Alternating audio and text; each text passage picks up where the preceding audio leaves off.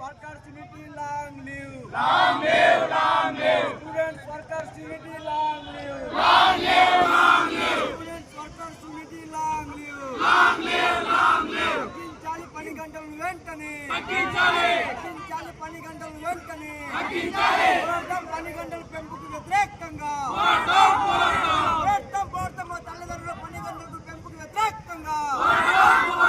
పోరాటం పోరాటం మా తల్లిదండ్రుల పని గంటలకు వ్యతిరేకంగా. విద్యార్థి సంఘాల ఐక్యత. పోలీసులకు ఆదివారం సెలవులు వెంటనే. పోలీసులకు ఆదివారం సెలవులు వెంటనే చెప్పడం జరుగుతుంది. అదేవిధంగా మెడికల్ కాలేజీలు ప్రభుత్వం మెడికల్ కాలేజీలు పెట్టింది. ఈ మెడికల్ కాలేజీ అన్ని కూడా ప్రైవేట్ వ్యక్తులకి ఇచ్చేయాలని చెప్పేసి ప్రభుత్వం ప్రయత్నం చేస్తుంది. నరేంద్ర మోడీ మొన్న ఆర్థిక శాఖ మంత్రి నిర్మలా సీతారామన్ గారు ఆమె ఏం చెప్తుందంటే ప్రభుత్వ రంగంలో ఉన్నటువంటి అన్నీ కూడా మొత్తం ప్రైవేట్కి ఇచ్చేస్తాం. ప్రైవేట్కి ఎందుకు ఇస్తున్నారట? ప్రైవేట్ వ్యక్తులు అయితే సమర్థవంతంగా ప్రభుత్వ రంగాన్ని నడుపుతారంట. వాళ్ళు సమర్థవంతంగా నడుపుతారు, బాగా లాభాలు వస్తాయి. కాబట్టి ప్రభుత్వ రంగాన్ని ప్రైవేట్ వ్యక్తులు చేతులకు ఇస్తామని చెప్పి చెప్తున్నారు. ఆ ప్రభుత్వ రంగాన్ని ప్రైవేట్ వ్యక్తులకు ఇచ్చేస్తే వాళ్ళకి సమర్థవంతంగా నడుపుతున్నప్పుడు సమర్థత మీకు లేకే కదా. అంటే ప్రభుత్వానికి సమర్థత లేదట, ప్రైవేట్ వ్యక్తులు సమర్థవంతంగా నడుపుతారంట. అలాంటప్పుడు అధికారులను మీరు ఎందుకు ఉండడం? అందుకోసం మనం అడుగుతున్నాం. దాని వెనకాల కొత్త ఏంటంటే దేశంలో ఉన్నటువంటి లాభాలు వచ్చే ప్రభుత్వ రంగం అంతా ప్రైవేట్ వ్యక్తులకి కట్టబెట్టాలని చెప్పి చూస్తున్నారు. అన్ని రంగాలు, ఏ రంగం అంటే ఇది లేదు, అన్ని రంగాలు కూడా వాళ్ళ అనుచరులు ఎవరైతే కార్పొరేట్లు ఉన్నారో, పెద్ద ధనవంతులున్నారో వాళ్ళందరూ కూడా కట్టబెట్టే కార్యక్రమం అది చేస్తున్నారు. అందుకే వాళ్ళు ఇన్ఫోసిస్, నారాయణ, ఆదాని వీరంతా కాస కూర్చున్నారు. ఇప్పుడే మన గిరిజన ప్రాంతంలో హైడ్రో ప్లాంట్ తీసుకొచ్చి ఇక్కడ ప్లాంట్ పెట్టాలని చెప్పి ప్లాన్ చేస్తున్నారు.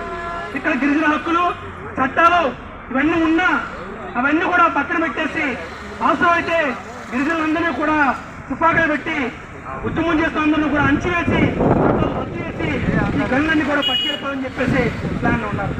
మొత్తం మన భారతదేశం అంతా ఆదాని కంట్రోల్కి వెళ్ళిపోయిన పరిస్థితి ఈరోజు నరేంద్ర మోడీ గారు తీసుకొచ్చారు. ఇలా పరిపాలన ఎవరు చేస్తారంటే మన ఓటు చేసి గెలిపించిన పాలకులు కాదు, ఆదాని, అంబానీ వీళ్ళే పరిపాలన చేస్తారు. అందుకోసం ఈ భారతదేశం ఉన్నటువంటి ప్రభుత్వ రంగం అంతా ప్రైవేట్ వ్యక్తులకు వెళ్ళిపోతే మనలాంటి కష్టజీవులు, పేదలు మనకి ఎటువంటి అవకాశం ఉండదు. ప్రైవేట్ వ్యక్తులకు వెళ్ళిపోతే వాళ్ళు ఏం చేస్తారు?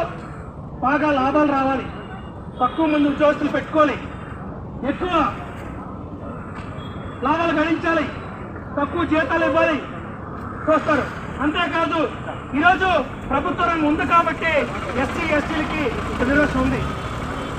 ప్రైవేట్ రంగంలో ఎస్సీ ఎస్టీ రిజర్వేషన్ ఉండదు, తీసేస్తారు. వాళ్ళంతా బాగా వాళ్ళ అంచనా వాళ్ళు ఉద్యోగాల్లో పెట్టుకుంటారు. అందుకోసం ప్రభుత్వ రంగాన్ని పటిష్ట చేయాలి, ప్రైవేటీకరణ చేయకూడదని చెప్పేసి ఈరోజు మనం డిమాండ్ చేస్తున్నాం. అంతేకాదు నిన్న టూరిజంలో పనిచేసే వర్కర్స్ అందరికీ వచ్చారు, ప్రైవేటీకరణ ఆపాలని చెప్పేసి ధర్నా చేశారు. మన ఎన్నికల్లో ఉన్నటువంటి మయూరి, పొల్లిమి, బొర్ర గృహలు ఇవన్నీ కూడా ప్రైవేట్ వ్యక్తులకు ఇవ్వాలని చెప్పేసి ప్లాన్ జరుగుతుంది.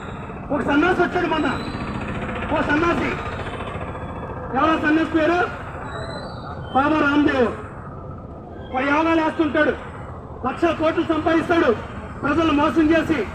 ఆ బాబా వచ్చి నాకు ఈ మయూరి ఇచ్చేయండి, ఈ బాబు గారు సుత్తాది, మా డబ్బులతో మేము కట్టుకొని మా హక్కులు చట్టాలు ఉండగా మాకు ఇచ్చేయండి, రాసి ఇచ్చేయండి అని చెప్పేసి చంద్రబాబు నాయుడికి వెళ్ళి, లోకేష్ గారికి వెళ్ళి మాట్లాడతారు, తీసేసుకోండి అని చెప్పేసి వాళ్ళు చెప్తున్నారు. ఆయనకు అడుగుతున్నాడు, ఆయనకి ఇచ్చేందుకు సిద్ధపడిపోయాడు. ఈ చట్టాలు, హక్కులు ఏమీ వాళ్ళకి పట్టట్లేదు. ఇంకా భవిష్యత్తులో కూడా కార్మిక చట్టాలు ఏ రకంగా తొలగించారో, ఏ రకంగా నిర్వీర్యం చేశారో, భవిష్యత్తులో కూడా గిరిజనులు కూడా నిలువ లేకుండా ఈ చట్టాలన్నీ తీసి రద్దు చేసి ఇక్కడ గనులు కూడా పట్టుకెళ్ళిపోవడానికి వేసి ఆ కార్పొరేట్లు ఆలోచన చేస్తున్నారంటే మన ఏ రకంగా ఉండాలి. అందుకే మన ఉద్యమం తుపాకీ పట్టుకోవసరం లేదు, తుపాకీ పట్టుకునేంత ఉద్యమం గట్టిగా చేస్తేనే ఈ ప్రభుత్వం లొంగుతుంది తప్ప మామూలు ఉద్యమం చేస్తే లొంగదు. అందాక మన వేతనం పక్కన పెడదాం, మన ఉద్యోగ పద్ధతులు పక్కన పెడదాం. ముందు మన సమ్మె చేసే హక్కు కావాలి. 450 కోట్లు రద్దు అయితేనే కదా మన జీతాలు పెరుగుతాయి. 450 కోట్లు రద్దు అయితేనే మన సంఘం పెట్టుకుని హక్కు ఉంటుంది. 450 కోట్లు రద్దు అయితేనే మిగతా హక్కులన్నీ వస్తాయి. అసలు రద్దు అయిపోయి పూర్తిగా దాన్ని అమలు చేస్తే మనకు ఎటువంటి హక్కులు కూడా ఉండవు. అందుకోసం భవిష్యత్తులో 450 కోట్లు రద్దయ్యే వరకు ఉద్యమం కొనసాగుతుందని చెప్పేసి ఈరోజు కార్మిక సంఘాలు దేశంలో చెప్పదలుచుకున్నారు. అంగన్వాడీ, ఆశ, మధ్యాహ్న భోజనం, CSW, భవనం, పంచాయతీ, రక్ష, కళాశాల అన్ని రంగాల కార్మికులతో పాటు ఉపాధి కూలీల సంఘము, రైతు సంఘము అన్ని సంఘాలు కూడాను ఈరోజు కోట్లాది మంది కేంద్ర ప్రభుత్వ విధానాలకు వ్యతిరేకంగా నినదించి వ్యతిరేకిస్తున్నటువంటి పరిస్థితి ఉంది.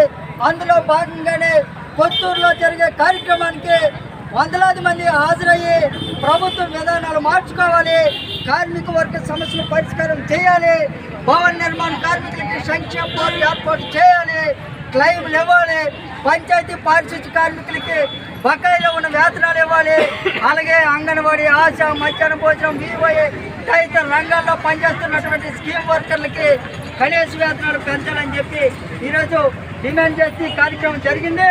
భవిష్యత్తులోన ప్రభుత్వ విధానాలకు వ్యతిరేకంగా ఐక్య పోరాటాలకు మనం సిద్ధం కావాలా. ఐక్యంగా పోరాడితే మన హక్కులు సాధించుకోగలము, మన సమస్యలు పరిష్కారం చేసుకోగలం. అటువంటి పోరాటాలకి మీరు అందరూ సిద్ధం కావాలని కోరుతూ ఈ కార్యక్రమంలో భాగస్వామ్యం మీ అందరికి కూడాను పేరు పేరున CITU ప్రజా సంఘాల తరఫున నమస్కారాలు, అభినందనలు తెలియజేస్తూ ఈ కార్యక్రమాన్ని ముగిస్తాం.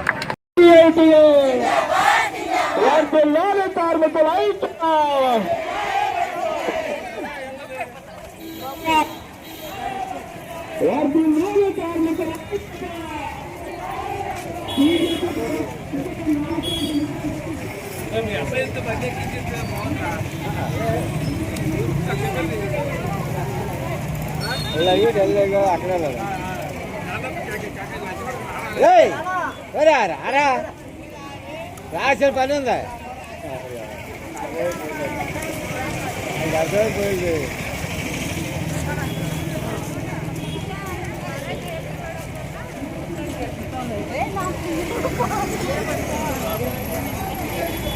బండి అక్కడ బండి ఎక్కిపోతాడు.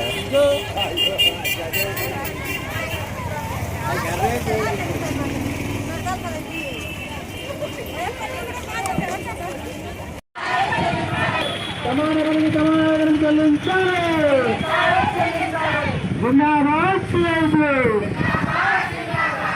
జిందాబాద్ CITU, జిందాబాద్ CITU.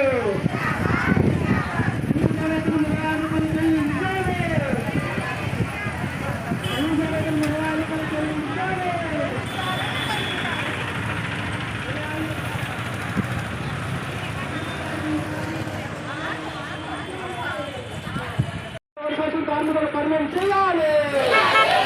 అన్ని శాఖల పంచాయతీల కార్మికులు కాంట్రాక్ట్ పర్మనెంట్ చేయాలి. ప్రైవేట్ సాయం చేయొద్దు. డీజీలు చేసేందుకు GST పరిధిలో చేయాలి.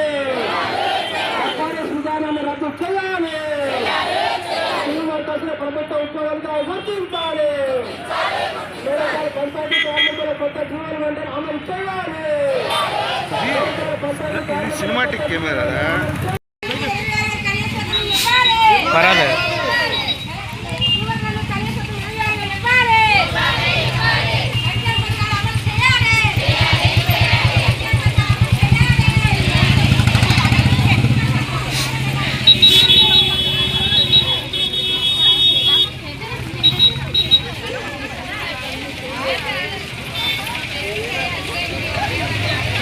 ఊరేగించిన పేరు ఊరేగింపు